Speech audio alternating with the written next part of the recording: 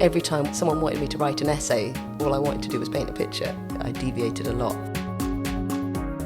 Hi, I'm Marcus Fairs, and I'm founder and editor-in-chief of Dezeen, the online architecture and design magazine. And this is our face-to-face podcast series in which I sit down with some of the world's leading architects and designers and talk about what they do, how they got there, and how they started out.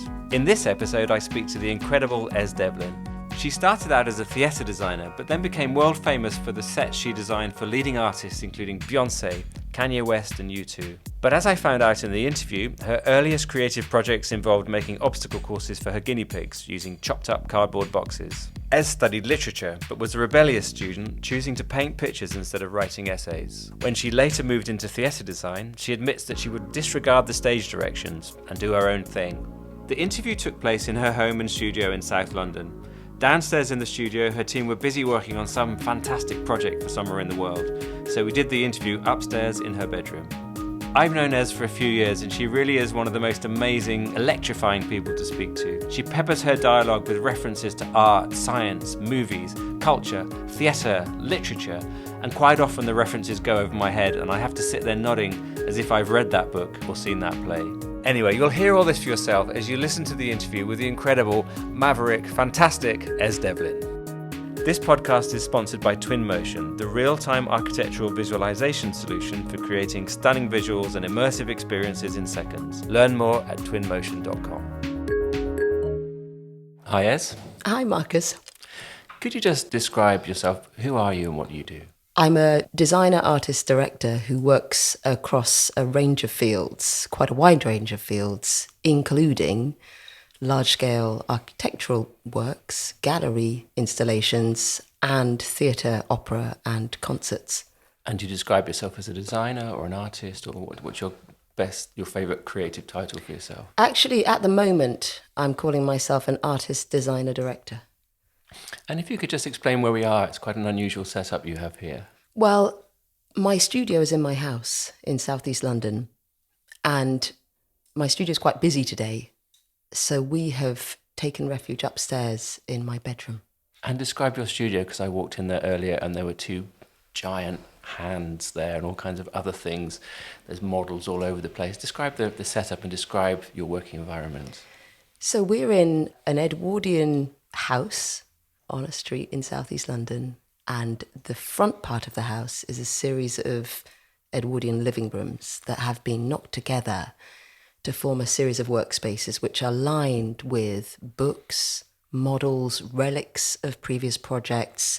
There's a giant pair of hands that are left over from a Carmen opera that we did on the lake in Bregenz. There are lots of models of Abel Tesfaye from The Weekend's Head lying around. We rather like being surrounded. There are 8 of us in there, designers, and we rather like being surrounded by a little memory palace of works that we've touched on before. A lot of your work is ephemeral, isn't it? It's a stage set. It's something that you build and then gets taken away. So I guess these are little mementos, are they, from things that don't exist anymore? Well, yes. I mean, lately, of course, I've realised that everything I've been saying about the ephemerality of my work is utter crap because it leaves the most massive carbon footprint. So it's just the little bits of ephemera in my studio and a huge shitload of carbon in the atmosphere, unfortunately. We'll come back to your working process later, but just to give everyone an idea of the scale of these hands that I was talking about, they're, I don't know, 3 meters high or something like that? Indeed. The ones that are in my studio are 3 meters high, and they were the small-scale model of the ones that emerged out of Lake Constance, which were 29 meters high. Let's take it back to the beginning. Tell us about your upbringing. Where did you grow up? What did your family do? What were your earliest memories and how was your early life? I'm fundamentally a child of 1970s/80s suburbia. I was born in Kingston upon Thames, and that's where I spent the first 6 years of my life. And my mother was a teacher of English and my dad was a journalist, an education journalist on the Times. And they went for a romantic weekend in the small village of Rye, the small town of Rye in Sussex. And they came back having changed their life, and we moved there in 1977. And that changed everything for us, because we then grew up more or less on the beach. We went to Camber Sands after school pretty much every day, or Winchelsea Beach. And it was a much more feral, much wilder upbringing. We went to Beckley Woods. We picked things in the forest. We foraged. So that changed everything really in my childhood. And there was such a mythology around that town. Rye had a way of telling its stories. They had, a little model that lit up and told its own town stories. So storytelling in architecture and the countryside became very much linked in my mind. So you were a child living in this kind of cute little seaside town with these expanses of beach and forest and marsh around you. So but did you at that time realize that you had a creative streak? Were you in the woods making tree houses or weaving reeds or anything like that? We were making a lot of stuff, yes, because there wasn't a lot else to do. Our refrain, I was one of 4 children. I am one of 4 children. And our constant refrain was, we're bored. I'm bored. What should we do? And our parents always said, well, if you're bored, it's because you're boring. And we didn't want to be boring. So we found something to do. And it was mainly using, Kellogg's cornflakes packets or toilet rolls, or making runs for the gerbils, or making, obstacle courses for the guinea pigs. We spent a lot of time on our hands and knees on the floor making stuff. I actually think I developed a little kind of flatness in my chin because I used to rest my chin on my knee when I was concentrating, cutting things up on the floor. And Rye has quite a sort of pagan tradition of bonfire night, Guy Fawkes, and we would always make a guy, we would make that up. And then Halloween was a big time for making things, cutting up masks and costumes. So there was quite a lot of theatre just in the sort of ritual available in that town anyway. And my parents made stuff. My parents, my dad crochets, my mum paints. They're both very hands-on creative people. And did you find that you were good at that? Were your masks better than all the other kids' masks? I was a really hard worker. I was diligent. I would just spend hours and hours and hours on it, hours and hours. I was slow and diligent. And yeah, I think I probably in that sort of Malcolm Gladwell 10,000 hours thing, I clocked up a lot of hours. So what were the next step then? How did that start to become a career? You went to art school, didn't you? Yeah, well, we moved from Rye, largely because of the schools, actually. Oddly, Stella McCartney, the McCartneys lived there, and they all went to the local school. But my mum and dad didn't want us to go there. So we moved to Cranbrook in Kent, which has a really nice school that you can go to for free. So we went there. It's one of those, grammar schools that probably shouldn't exist, to be honest, but it was a really nice school. So all 4 of us went there, and they had a great art department. And at the time, it was around the resurgence of land art. So there was Richard Long, there was Goldsworthy. Our art teacher, Chris Thomas, was really into the land art movement.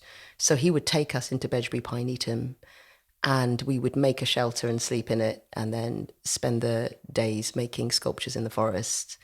So that was sort of my way into, I guess, sculpture, environmental sculpture a bit.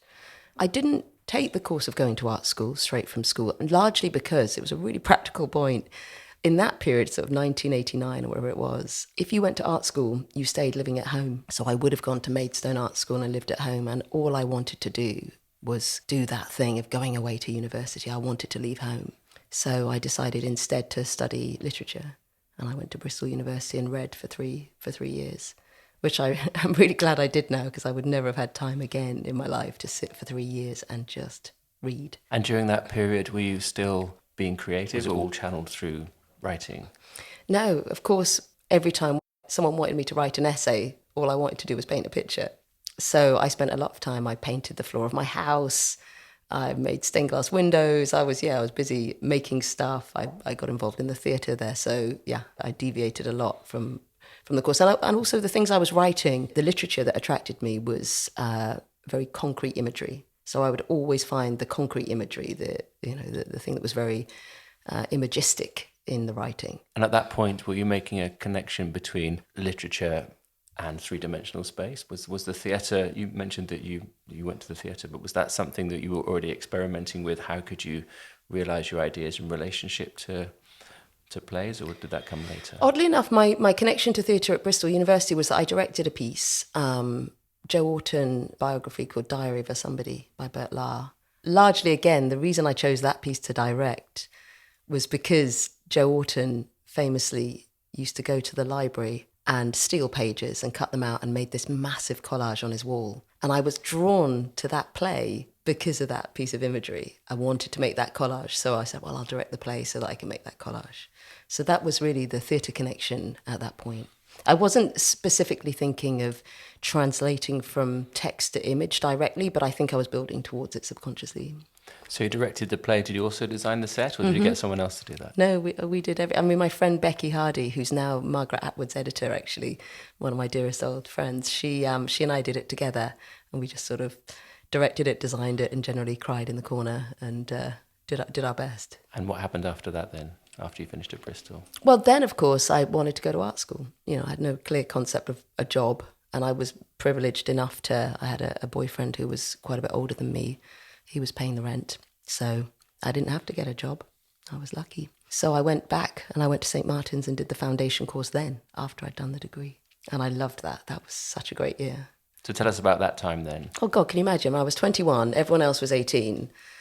I had no interest in going out and hanging out with 18-year-olds. I was like the little swat in the corner. I was just working. A mature student? Almost. I was a mature student. I was. There was another one as well. We got on great. Actually, I got on with quite a lot of them. They're really interesting people. And yeah, can you imagine suddenly having been in a library for 3 years, that foundation course at St. Martin's was, a week in the darkroom doing photography, a week in the fashion studio, a week in the theatre studio, a week in the sculpture room. It was like Christmas. It was really rich education. And what was that era in London going on in music and culture? Well, that was it. I think it was around 93, because so often when I refer back to pieces of theatre and music that I saw, it was in that year, because I went out almost every night. So it was all of the Pina Bausch was here, Robert Wilson was here, Robert Lepage was here. There was a load of stuff going on at the South Bank, tons of stuff going on at the Hayward. It was rich, rich, rich. Well, it was for me. I guess London's always rich. It was a period where I went to things rather than missed things. It's had a big influence, that period. So you were very much involved in literary culture then, rather than the pop scene, because there was also a lot of music going on around that time. Well, actually, the guy I was going out with, Clive Martin, is a record producer. So we would go to gigs a lot, but his special area of interest was live bands. So it was just that period where the live vocal, the live band, the live instrumentation, the guitars were beginning to resurge, having been overwhelmed in the 80s somewhat by electronica.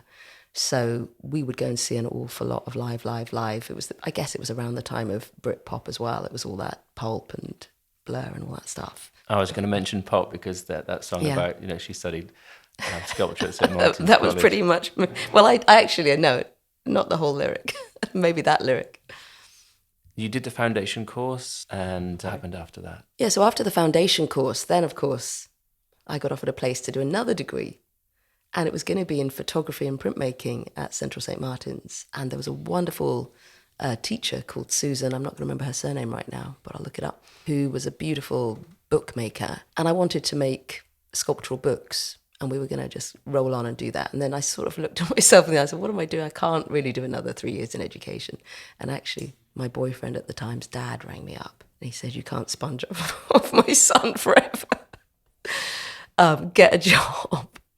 Did the boyfriend know about this call? Yeah, no, I mean, he didn't mind, but it was just a general feeling that I ought to perhaps, earn some money at some point. So I thought, well, I better do something somewhat more directed towards making money. And I thought I better not do another 3-year degree. People kept saying to me, literally 5 different, completely unrelated people said, you really should do theatre design. And actually, although, I went to see quite a lot of very visual pieces like Pina Bausch or Robert Lepage or Robert Wilson, the actual straight-out theatre, I didn't go to too much. Just the text on its own with a sort of box scenery environment didn't excite me as much. And actually, when we had done the theatre design module during the foundation course, although it was very well taught by a wonderful teacher called Michael Vale, it didn't make me think, oh, yes, this is for me. So I hadn't really been drawn to it diagnostically through that diagnostic foundation course process.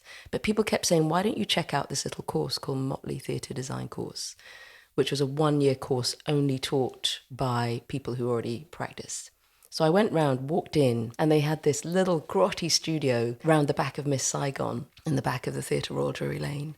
And it was full of old pot noodles and mice and 10 feral students there all night. And I just thought, oh, this feels good. Everyone was making little models and reading books. And every night at 10 p.m, you could hear the helicopter lift up in Miss Saigon, the Andrew Lloyd Webber musical next door. The thing that clinched it for me was that studio was open 24 hours. And by then, whatever I was doing it 24 hours a day. So the idea of going to do a degree at St. Martin's where you had to be out of the place at 6, I thought, I can't really work like that. I need a studio 24 hours a day. And I thought, well, if the theatre design thing doesn't work out, I'll just use that studio space. And you found a love for designing for the theatre? You already had a love for theatre itself, but how did it come about that you became a theatre designer? I just got locked into the rhythm of a practice. I found an architecture for my particular sort of rambling trains of thought to lock into. There was a system. Through that course, we designed 6 pieces, and the final piece was put on at a Rose Bruford College. So I put one on. And then the very end of that course was a competition called the Limbury Prize for Stage Design. And the prize in that competition was to put a show on at the Bolton Octagon. So the prize for the Limbury Prize for Stage Design was to design a show at the Octagon Theatre in Bolton. In a way, what I'm trying to say is I didn't have a chance to look down. I was rattling through this course and having given quite a lot of consideration and pondering, what might I do? What would be the best thing to do? I was too busy to think about it. I just got on with it. And I think that's true for a lot of people at that point in their life. You just need to step on one tread and then just keep plodding forwards in a direction and find some development. So that's what I did. And I ended up designing this show in Bolton and realising I could do it. And then after that, people asked me to do other ones. And you talked about your upbringing on the South Coast being feral, and you talked about how you loved this studio next door to Miss Saigon because of the sort of, it was open 24 hours and this sense of freedom, and you used the word feral again. How did you then find a discipline to work? Because it could have been you were such a wild child and that you could never have developed the discipline of being able to deliver. How did that happen? Did it come naturally to you? I may have misrepresented the wildness of my childness because although, we were running around the place, also my mum was a teacher, right? And my dad was a journalist in education. They were education obsessives. We were very diligent at school.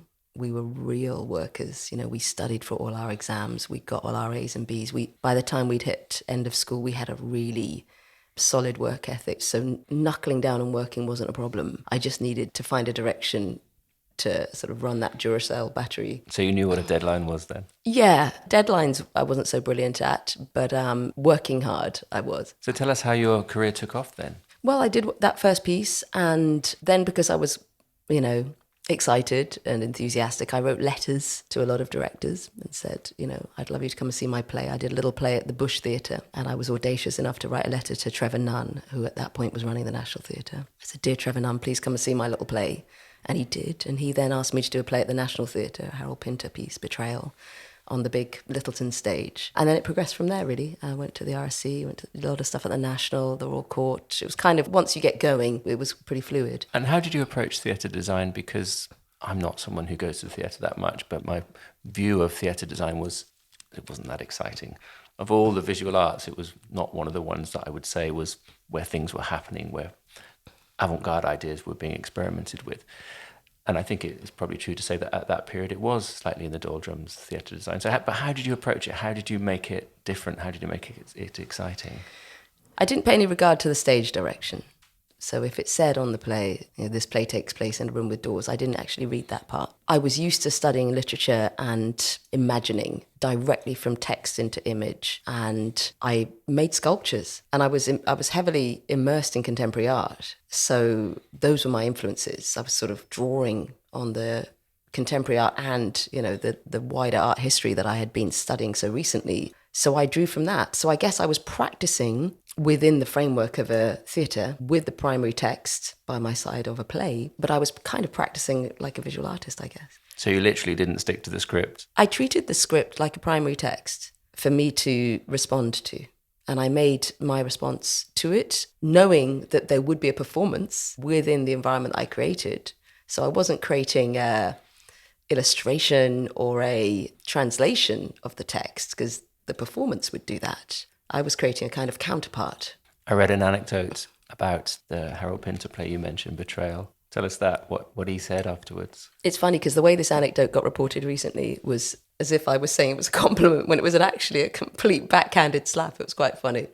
Harold Pinter, being the genius that he is, he wanted, basically the play Betrayal is a very perfect, exquisite work of art. And the one thing it really did not need was little old me responding to it, to be honest. It would have been much happier in a white box. But at that time, this was 1998, Rachel Whiteread had just done her house at Bow. And that piece was so compelling at that moment. I was intoxicated with it. And actually, when Trevor Nunn asked me to do Betrayal, I said, why don't we just perform it? Why don't we just ask Rachel Whiteread if we can perform this piece at house? Because it was so much about memory. And that, to me, the piece had been designed. Rachel had done it. And actually, I wrote to Rachel and I said, listen, Trevor, doesn't think we can do it underneath your building, but can we bring your building into the National Theatre?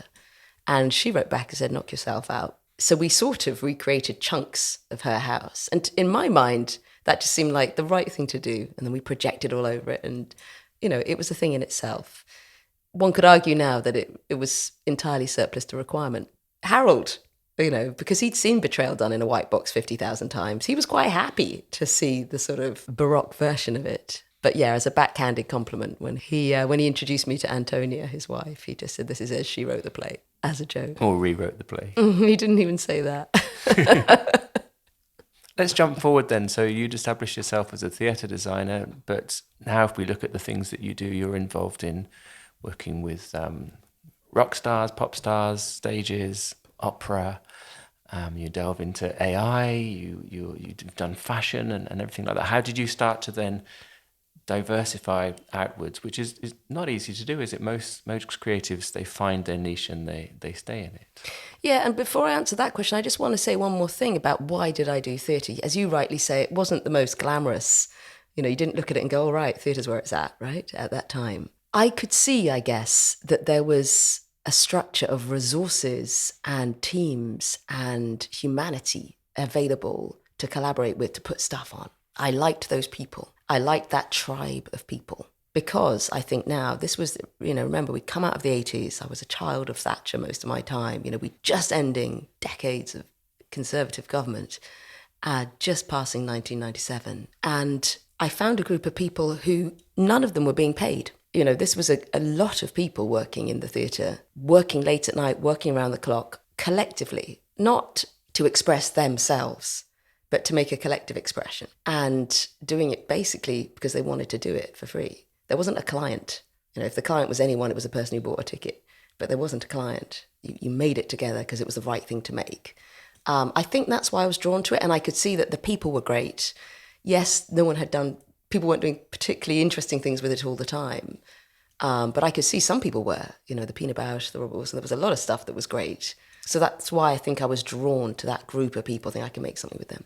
But to answer your second question, your question was how did it then sort of transpire that I shifted from one medium to another? And you know what? I think it may have been luck because theatre naturally leads to opera. I think people had got a little fed up with my overreach probably in the world of text and straight drama. So I was slightly moving out of that anyway. Whereas people who worked in opera, especially European opera, were quite drawn to what I was doing. So I moved pretty much into doing opera design. I say it was a fluke, but it was a fluke that happened 3 times. There were three pop artists who all asked me to design their concerts at the same time. It was the Pet Shop Boys, a singer called Mika, and Kanye West. It was all in 2005. And for different reasons. Mika, because David McVicker, who's an opera director, and I were doing a Salome opera at the Royal Opera House. And there was a South Bank show documentary about it. And Mika watched it. And I was very pregnant in 2008. Oh, it must have been earlier than that. Anyway, I was pregnant 2006. And he saw me being actually kind of torn apart. A design I had put together was not liked by the director. And he observed how I responded. And I just apparently I flinched and then carried on, tore this spiral staircase out of the design and just carried on. And Mika, he's a sensitive guy and he picked up on that. He said, I want her to work with me. Alex Poots used to run a festival called Only Connect at the Barbican Centre. And he put on this festival and his whole fascination was to put unlikely collaborations together. And he thought it'd be interesting if I would collaborate with a post-punk band called Wire. And he asked me to do it, but I didn't respond. It was the early days of email. I didn't respond. So he then asked the Chapman brothers to do it. Then I did see the email. I did respond. He said, well, can I have both? So I did the second half of this show and the Chapman brothers did the first half. And that was in 2003. So he has to be credited really with that first transference to pop music. And then you said about this, so these three musicians, these three bands got in touch, and did you work with all of them then? Yeah, I was excited to do that. I was really excited to, although I'd been to a lot of small gigs, I hadn't really spent much time in a stadium or in an arena. So pretty much my first experience was when working in there. It's quite a sensation being around 100,000 people roaring. It must have been quite a culture shock as well, because you talked about what you liked about the theatre was this culture of people, this dedication to the cause, people working for no money, probably taking quite a long time to put things together, get the funding and everything, and the rehearsals. And then rock and roll, which is fast, big bucks, international people getting on and off planes. So how did you cope with that transition? I rather enjoyed it. Can you imagine? I think actually there was the epitome of this. It must have been around 2006, where I found myself at the sort of junction of these various fields I was working in. And I was in Miami rehearsing for Kanye's Touch the Sky tour. But I had also committed to being at a meeting in Spain about a production I was doing with an Australian director at Hamburg. We were doing a Benjamin Britten opera, Midsummer Night's Dream. And I had committed to being in Manchester doing a new play called All the Ordinary Angels. And I'd sort of managed to mess it up so that these things all had to happen on the same day. So I found myself flying from Miami to Manchester just to go to a little meeting. And having been so fast, like this, we're doing this, we're building this, we're making this, we're filming this in Miami for the Kanye show, I then sat in this rather quiet room in Manchester where the only really question that came up for me as the set designer was, did I like this prop teacup? Was it the right one? And I said, yes. And then I got in some kind of transport to Liverpool to fly to Spain to sit in a quiet rural house to talk about Benjamin Britten for a week. So you're absolutely right. It was a clash of timescales and rhythms. But you're still juggling those different worlds, aren't you? Mm-hmm. And then some more as well, including you've now started to become an artist in your own right, rather than just working for other people. So why don't you talk about that transition as well? Really, I have to credit that to Louis Vuitton. I was invited in 2014 to work with Nicolas Ghesquière on his runway shows. He had, already done one, but this was his second. The Fondation Louis Vuitton, the beautiful Frank Gehry building, had just been built. And we were to make the first show there. I hadn't been to a fashion show. I didn't know anything about how to do them, which is just how I like it, really, because I think my mind, and I think many people's minds, are much more agile when you're an outsider and you don't know the rules and you're somewhat wrong-footed at every point and you need to keep doing that to yourself. Anyway, so we began making shows, and at a certain point they wanted to make an exhibition, knowing that not many people can visit the fashion show. How do you communicate the clothes to the public? So at 180 The Strand, before it sort of became what it is now in London, we took over that 22,000 square foot and tried to turn the fashion catwalk show inside out so that it was the audience who were walking and the show communicated itself to you as you walked through. Now, this to me was an utter treat of a canvas, a perambulatory, promenade piece of theatre communicating an artist's train of thought, in this case, Nicolas Ghesquière's train of thought. So, having just come out of doing that, when I got an email from ID magazine saying, I couldn't quite understand the email, I misread it. And I thought they said, would you like to make an installation of 12,000 square foot in a warehouse in Peckham of your own? And when I actually look back at that email, I did re-scrutinize it not that long ago. It actually said, can you make us a 3-minute perfume advert? I just didn't want it to, I wanted it to, I read into it what I wanted it to say. So because I had this in my mind, I went straight on from the Louis Vuitton Series 3-piece into making this Mirror Maze installation, which was just me doing, what came as naturally the next step. And it was a short film that I made, a short meditation on architecture, geometry, and identity. But because I've had a long anxiety about filmmaking, it's something I always kind of feel I should one day do, but haven't got around to yet. I often put forward a little critique of films. When I sit in the cinema, I go, God, that was good, but what could have made it better? And often I reach the conclusion that the film would have been better if it had a hole in it, so you could walk through the hole and enter something sculptural rather than just watching the effect of the light that creates the sculptural illusion. So I fulfilled that ambition and made a film with a hole. So you came in, you watched a 2.5-minute film with a hole in it, an oval hole, and then at the end of the film you walked through the hole and you were in the environment that you'd seen being created in the film, which was this large-scale mirror maze. And then finally you found yourself in a scent that Chanel made specifically just for 5 days that we called Chanel SE15. And so, yeah, that was the first piece, and it worked well. So you did both then? You did a 3-minute commercial and you filled this big space as well, so you managed to keep everyone happy. Well, I mean, this is a larger point of, the opportunities and the resources that are available within the communication of a market, right? And there's no reason why one can't slightly hijack those resources and use them in pursuit of one's own mythology, right? Which is what I did.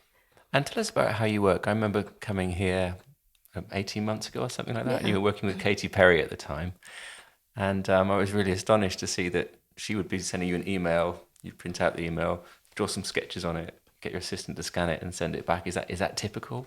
Yeah, sketching. Actually, I whichever field it's in, it's always just whatever piece of paper and a pencil I can sketch. And often I will do a scale drawing, but I often don't have a ruler. I want to scale the drawing to the piece of paper, so I tear off the edge of the piece of paper and I just draw some pretty even looking lines and say, well, those will be meters for this drawing, and sort of organically make my own scale drawing like that. I don't really use the computer or ruler, I just draw it like that. And how do you work with someone like Kanye then, someone who's like a genius in his own right and probably has very strong ideas? What happens when your brain meets Kanye's brain? How does that process work? Well, I haven't worked with Kanye for a while. I last worked with Kanye in 2013. So I'm not working with him at the moment. He's doing extraordinary, brilliant things. But yeah, any of those artists who are, in my opinion, quite bionic people, in that Malcolm Gladwell Blink definition of someone who's done something for 10,000 hours, they've all done stuff for at least 200,000 hours, I would say, forget 10. And I guess artists like that work with people like me in that they know what my framework's going to be. So they sort of want, I think Kanye once said, he said, I just want, he had a lot of people in the room. He had Vanessa Beecroft, John Maguire, myself, Virgil Abloh. And he just said, I want to hear the Virgil of it, the John of it, the Vanessa of it, the Ez of it, So often those people, they know exactly which segment you're going to bring to their train of thought. And is that a community similar to the community you like so much in theatre design? Oh, my goodness, it can be. I mean, even just now doing the, it's November is award season in rock and roll. So, it's a moment for a lot of artists to create small sketches, incredibly well-resourced small sketches. So it'll be a 3-minute performance on the MTV Awards or something. And it can go for nothing, or it can be an exquisite little short film that a group of people, those people at MTV, I've actually been working with them for the past 10 years. And I know them all. I've seen their children grow up, we're friends. And we have often a 2-hour rehearsal segment. The budget can be up to £1 million or more. And you're spending that pretty much in 2 hours with the decisions that you make. That will go there, this light will come on, this will be yellow, she will stand here, this camera shot will be static, no, it won't, it's going to be static. Those decisions are made like that. Only this little huddle of people who know each other, who trust each other, and will just, take and execute at speed to make that the right thing that it needs to be. It's a very tight set of parameters, that particular one to work in. It's the opposite of a sort of luxurious, sprawling, round the table conversational theatre process. But equally, when you make a piece of theatre, a lot of, the final work comes down to decisions that were made in quite tight stretches of time in a technical rehearsal as well. And we were talking at the beginning about your studio downstairs and all the shelves of all the models of the opera sets and the theatre sets, which probably handmade at scale over a period of time. But with some of these faster TV-based things, is your scribble on the torn-off piece of paper, is that it? Is that your input that's then sent off and turned often, into... I mean, no, because everything has to go through the studio. And, I mean, something I didn't mention earlier, which I should mention, is when I talk about theatre and how these things come about, it's endless conversation with collaborators. You know, I have these ongoing trains of thought conversations with theatre directors, you know, Lindsay Turner, Sam Mendes, Caspar Holton in opera. Those are ongoing conversations that get translated into work as well. None of this happens out of my little head on its own at all. And equally, my little sketch goes into those amazing group of women and men downstairs who translate it into a buildable thing. You can't build off my sketch, it's meaningless. It all gets translated into beautiful 3D models, and they give their lives to it. You know, these people downstairs, they are working around the clock. They are missing their boyfriends and girlfriends. They're missing anniversaries and dinners. They are dedicated. They're extraordinary people. And you talk about a lot of decisions being made on the fly, but if someone asks you to come up with, give you a brief or asks to collaborate with you, do you go for a walk to come up with ideas? Do you lock yourself in a dark room, or do ideas just flood your head at all times? Often it's an ongoing part of a conversation, and there's a few conversations all going on at once. So there's conversations directly with these musicians and these artists. There's conversations with theatre directors and opera directors, some of that I've mentioned. And then there's the conversation with the 8 people in my studio. So generally, yes, there's a thing where I do wake up in the morning and usually something's there for me, but it's the beginning or it's a fragment. And I take that into a room full of people, and it's never alone. It's always with a group, and it's always conversational. And we'll just say, well, what if it's this and what if it's that? In the case of, musicians, they often have an extraordinary series of people already around them who they've been talking to for 5 years. So I want to pick up on that depth of engagement. I don't want to just turn up and start from scratch, you know. And of course, now you're working at an architectural scale as well. You're commissioned to design the British Pavilion at Dubai Expo 2020. So tell us about that jump of scale and... If you think about the first great exhibition in 1851, and you think about this country that we live in, and the impact that a small island has had, pretty much igniting the Industrial Revolution, which led to so much progress, and we now find ourselves in this calamity of where the Industrial Revolution has led us from a climate point of view. Isn't it incumbent upon us, this little small island, to now be broadcasting from this building, which, by the way, is designed, it is designed a bit like a musical instrument. It is there to broadcast. Shouldn't we now be broadcasting ways in which we can try and unravel and unpick this calamity? Listen, the expo's in Dubai. The site that we will be building on is sponsored by Saudi Aramco. It's incumbent upon us, the UK, who has been the first country to declare a climate emergency. We're the first of the G7 countries to commit to achieving net zero carbon emissions by 2050. We have to put all our effort in that particular realm to broadcast and celebrate and explore and examine ways to communicate that. So tell us quickly what the pavilion will be then. It's a giant musical instrument, sort of like a conch, big conical shape, extruded cross-laminated timber. On its facade, big circular facade, concealed LED illuminates and communicates a collective poem. And the collective poem is achieved by each visitor contributing a single word, which then passes through an algorithm. And on the front of the building, the collective text is broadcast ever-changing. And that's one of your ongoing experiments with using AI, isn't it, to generate poetry and so on and so forth, and crowd sampling and things like that? Yeah, it came about because in 2016, Hans Ulrich Obrist and Jana Peel at the Serpentine Gallery invited me to make some kind of work to celebrate their annual gala. And I wanted to make a piece that could gather that 1,500 people into a single work. And so with Google Arts and Culture, they already had an algorithm Ross Goodwin had created. And we pushed that forward and made this collective poetry algorithm. So I've been working with it. I then, as a sort of anti-Brexit comment, took it to Trafalgar Square and painted one of the lions red and got one of the lions to make a collective poem again that anyone could contribute a word to. So this is, a sort of progression of that work. Some people think that artificial intelligence is going to take over and even take over what creative people like you do? Do you have a view on that? I know that my ability to predict is poor, in that I was given the first camera phone in 2003 by Nokia, the Nokia 7350, and asked to predict how it would change us as a species. And I was absolutely unvisionary and just said, oh yes, it's not a very good camera. So I don't have much faith in my ability to predict what AI will do, but I do recommend anyone who wants to delve into that to read the wonderful Max Tegmark book, Life 3.0. Which talks about a future in which AI plays a prominent role in everything we do. That's right. It hypothesizes about the possibilities of a benevolent general AI. What would happen if the AI could predict conflicts before they arose and could influence those on each side of the conflict in such a way that the conflict never happened.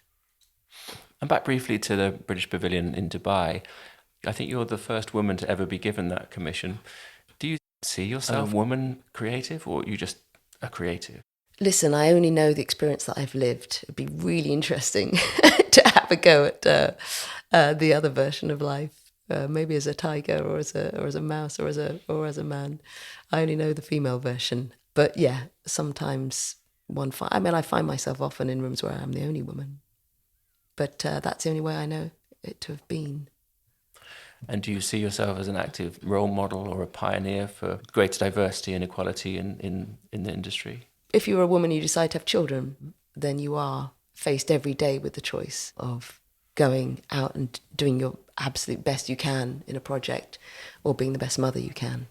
But I do think that challenge is also faced by men. My husband feels as conflicted as a father, so I don't think that conflict is restricted only to women.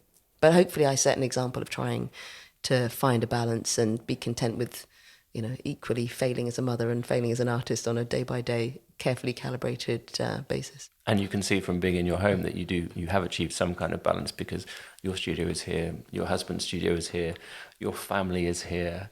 That's about using precise little what I call shoulder moments of time. The moment when I'm on the way out, the moment when I'm on the way in, those can become moments of spending valuable time with the family, with the children, which if my studio was elsewhere, those moments would be taken to get there and back. And also, by the way, it's another trying to limit the carbon footprint of what we do. There's 8 people working in here and we all eat together. We eat vegetarian food, we eat round the table, we use one cooker, we use one kitchen, and we're using one electricity bill. We're just trying to keep it as lean and mean as we can, really. And just now we were talking about how you've now started to do projects under your own name, in your own right.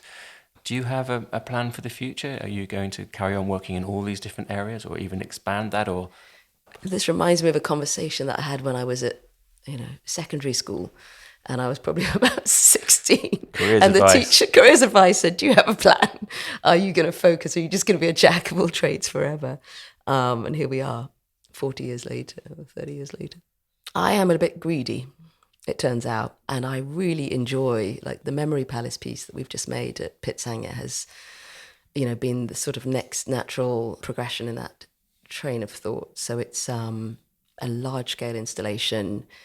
It's not associated with anyone who was trying to make an advert. It is bona fide in an art gallery because it wants to be there, because someone commissioned it at the art gallery at Pitsanger Manor in Ealing, which is a most stunning house. It was John Soane's country house, and it's absolutely breathtaking.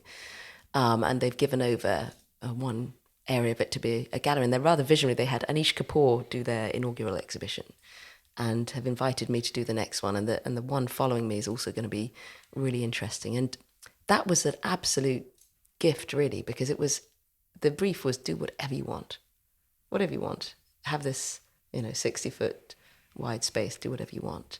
And I knew that I wanted to make an imaginary map, a sort of gathering together of all the threads of things I'd been thinking about. So it's a map of shifts in human perspective over the past 73,000 years. Not least because I find myself at the moment really concerned with how, as a species, we're going to, and I know you're concerned with this too, how are we going to make the shift in perspective and the change of attitude and the change of habit that we know we need to make? And I feel this sense of perhaps all the work I've been doing, Mark, has perhaps all of this learning how to work with audiences, all of this learning how to use flashing lights and quiet sounds and loud sounds and quiet colours and bright colours, maybe it's just been a sort of training to try to learn to say the thing that really needs to be said, which is how we're going to, protect our species and our biosphere from extinction. Not in a preachy way, but just that I'm rather influenced by Timothy Morton's writing and his manifesto to artists when he says, please don't preach, just amaze us into changing our mind. And I guess that's where a lot of my energy is going at the moment. And right back at the beginning of this conversation, when I mentioned your room full of models and the ephemerality of a lot of your work, you immediately responded to say, but I've realised I have a huge carbon footprint, so this is clearly playing on your mind. Massively. Yeah, I mean, I've just read a book which I can't recommend highly enough called Are We Human? By Mark Wigley and Beatrice, I'm going to have to tell you her surname. Colomina, there you go. Oh my goodness, it's a breathtaking book about the feedback loops between objects and humans. We design a flint, our hand now becomes a different kind of prosthesis. We design a mobile phone, that redesigns us. You design an object, the object redesigns us. And it draws our attention to the webs of networks that we're caught in. And I kind of am beginning to reach a sort of train of thought which suggests that I actually don't mind being caught up in a big web of interconnections. I love the fact that I can draw on the shared intelligence, the collective intelligence of so many people on the planet. I am delighted to be able to find the collective richness of connected minds there. What I'm less interested in being drawn into is a shop at every point. So I don't think there's anything wrong with the webs that we're weaving around ourselves. I think the trouble is that they're getting polluted and infected with market. And I do think where I'm looking at now is how can we, like a sort of messy old tangle, that when you pick up an old piece of string and it's all tangled up, how can we just unpick and keep the beautiful geometric web of connections between us, but sort of know where to cauterize the ones that are really just shopping. And you make it sound like this is a process of becoming aware that you're still going through, but have you settled on a view of what you can do about this? At the moment, I think it's a lot of small things, really basic things, Marcus, like, making sure that my energy supplier is only renewable energy, trying to divest my banking from a bank that is heavily invested in fossil fuels will be this afternoon's mission. The word offset I find unhelpful because it suggests that one can, but at least balance each flight I take with some trees that I'm planting in Sebastião Salgado's reforestation project, and trying to tread lightly. There was a beautiful thing that George Monbiot said recently when he said, listen, I'm going to be accused of being a hypocrite. But he said, I actually think if we trouble ourselves with that, if all of us who are absolutely tangled in the system that we want to question, if we're not allowed to question it, then who the hell can? If we're only going to be called a hypocrite. He said, so I've decided that there's no option of moral purity. So it isn't really a question of do you want to be a hypocrite or morally pure, because there's no real option to be morally pure. So it's really a question of do you want to be a hypocrite or do you want to be a cynic?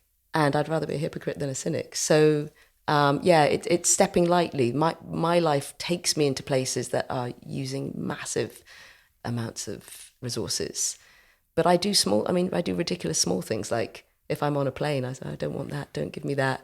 If I'm in a hotel, I use one towel, hang it up, don't wash my other towel. It's stupid little things. I go rapidly around the house turning off lights. It's, it seems crazy, but I think you just have to. And I think the most useful thing I can do probably is use the skills I've learned of storytelling and communication to try to find those patterns, to try to find the patterns of connection. I'll give you an example. That Body Worlds exhibition, and you see just the arterial system devoid of anything else. And you look at it, and just as a visual person, you go, well, I'm obviously related to a tree.